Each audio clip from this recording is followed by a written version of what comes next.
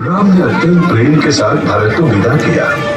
इस प्रसंग के पश्चात राम, सीता और लक्ष्मण वहां से निकल पड़े और चलते चलते दंडकारण्य आ पहुंचे। मार्ग में ऋषि मुनियों के कई आश्रम आए। अत्रि ऋषि, अगस्त्य ऋषि, ऐसे महान ऋषियों के दर्शन उन्होंने किए। तत्पश्चात ये तीनों पंचवटी में आ पहुंचे। पंचवटी के परिसर को देखते ही सीता पुलकित हो उठी। गोदावरी नदी का बहता हुआ निर्मल जल, फल फूल के वृक्ष, हरियाली से छाया हुआ रम्य प्रदेश और वहां बसे हुए खेलते हुए अनगिनत प्राणी और पक्षी। राम ने सोचा कुछ दिन यहीं पर रहा जाए। इसीलिए उन्होंने वहां पर एक पर्णकुटी का निर्माण किया। पर्णकुटी यानी गोबर की दीवार और गोबर के छप्पर वाली एक सुंदर झोपड़ी। तीनों बड़े आनंद से पर्णकुटी में रहने लगे।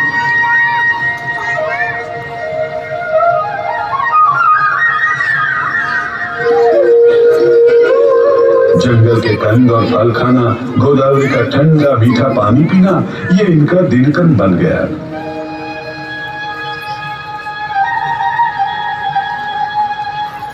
एक दिन क्या हुआ, एक अति स्वरूपवान स्त्री इस पर्णकुटी के आंगन में आई।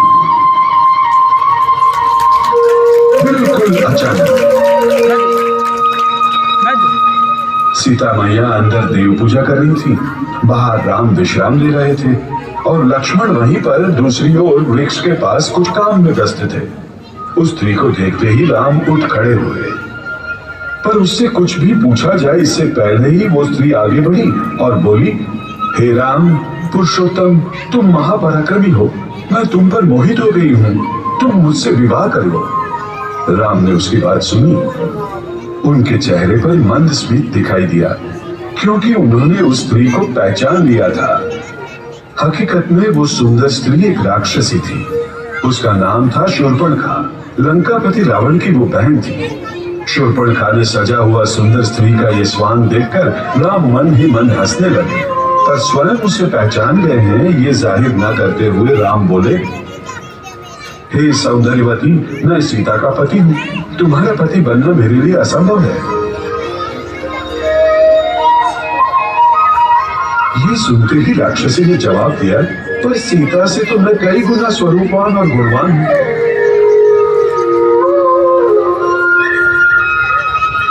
राम ने जवाब दिया, बिल्कुल सही, फिर तुम लक्ष्मण की पत्नी क्यों नहीं बनती? शूर्पणखा इस बात को सच समझ बैठी। वो गई लक्ष्मण के पास और बोली, लक्ष्मण तुम शूरवीर हो, तुम मेरे पति बनो। लक्ष्मण ने कहा, मेरी प्रिय पत्नी उर्मिला वहां अयोध्या में है। मैं वनवास के लिए चला आया। मेरे विरह में वो बेचारी हमेशा दुखी रहती है। उर्मिला के होते हुए मैं कैसे तुम्हारा स्वीकार कर सकता हूँ? शूर्पणखा बोली, तो क्या हुआ? चाहिए तो अपने बड़े भाई राम की परवानगी ले लो।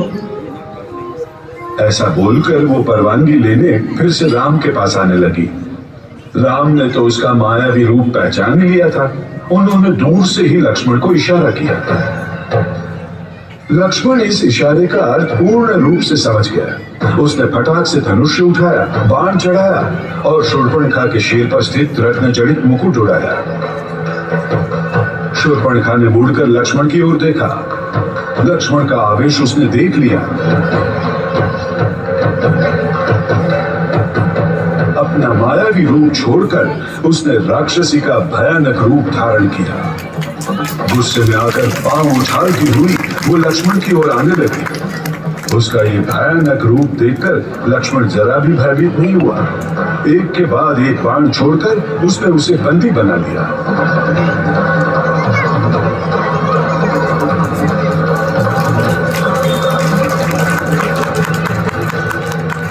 और अंतिम बाण छोड़कर उसकी नाक ही काट दी। वेदना से रोती चिल्लाती वो दुष्ट राक्षसी वहां से भाग निकली। शूर्पणखा वहां से जो निकली तो सीधे अपने भाई के पास, रावण के पास आ पहुंची। रावण बोला, ये क्या हुआ दीदी? तुम्हारा चेहरा ऐसे रक्त रंजित कैसे हुआ? किसने तुम पर प्रहार किया?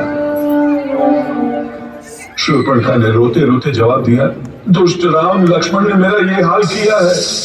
लक्ष्मण ने तो मेरी नाक ही काट दिया।